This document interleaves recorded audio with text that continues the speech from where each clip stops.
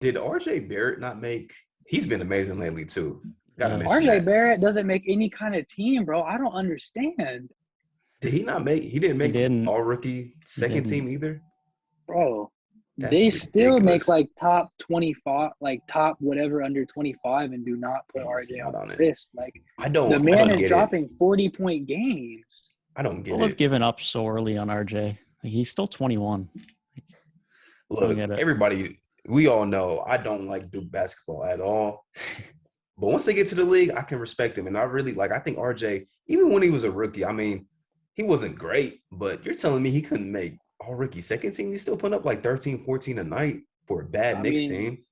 The best player on your team is from Duke, so. I mean, yeah. You gotta be. True, but it's like, I don't get the RJ hate. Like, why does he get so much slander? Then when he hoops, nobody gives him his credit. It's just ridiculous. I don't even feel like it's slander. I feel like people just don't talk about him. And he plays for the Knicks. Yeah. Like, all Knicks slander is basically Julius Randle. Oh, my God. Yeah. So I wouldn't say RJ is getting slandered. It's just like RJ is not – he's neglected. He's not getting – he's just not getting that attention. And I get that the team has not been very successful, but that has never stopped us before from acknowledging, like, RJ recently has probably been as good as, like, Zach LaVine was when the Bulls were bad. I think that's fair to say. That's a good comparison. I'm trying to look at his numbers because I feel like I know Zach got some hate.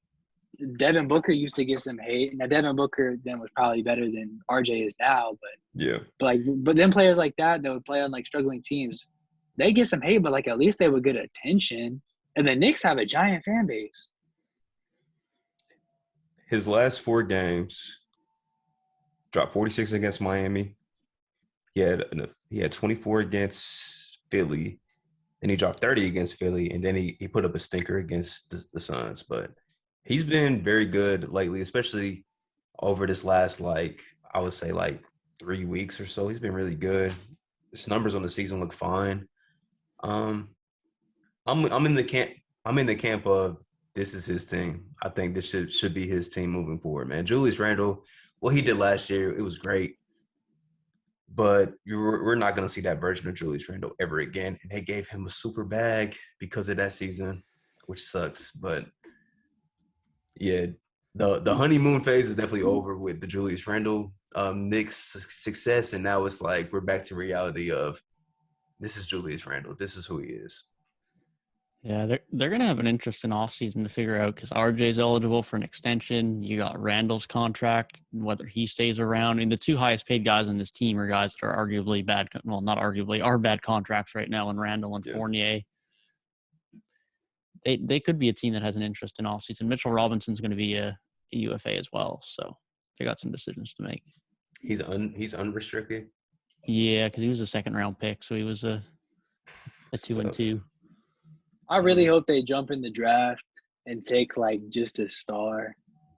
That RJ Barrett, and then if they draft, like, a star, because RJ's still young enough to be paired with somebody else. Definitely still young enough. It's like his 3rd year.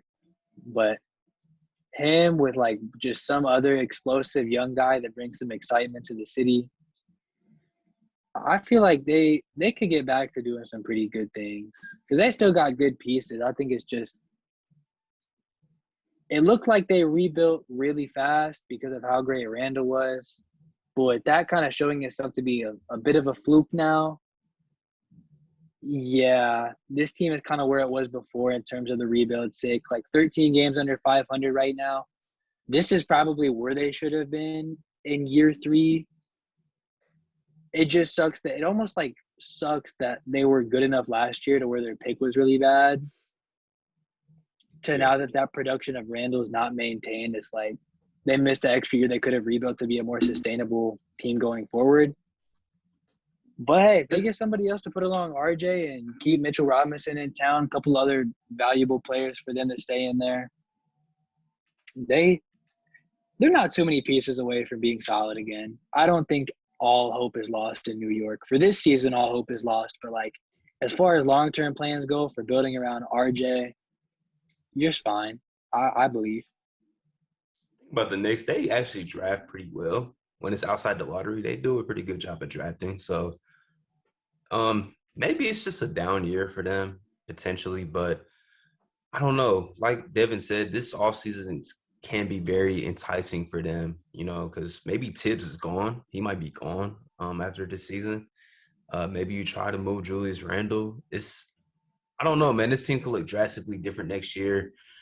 I'm interested, but I don't know. I feel like they got some decent young pieces. I think RJ I don't know if he's a franchise guy, but he can be a building block moving forward, like a part of, the future of the franchise. Give Cam Reddish more minutes. I don't see why you traded a first-round pick to get him, to not play him. It's just so weird, bro. The season's lost. You're not making the plan. Just go ahead, develop your young talent, and see what happens in the offseason.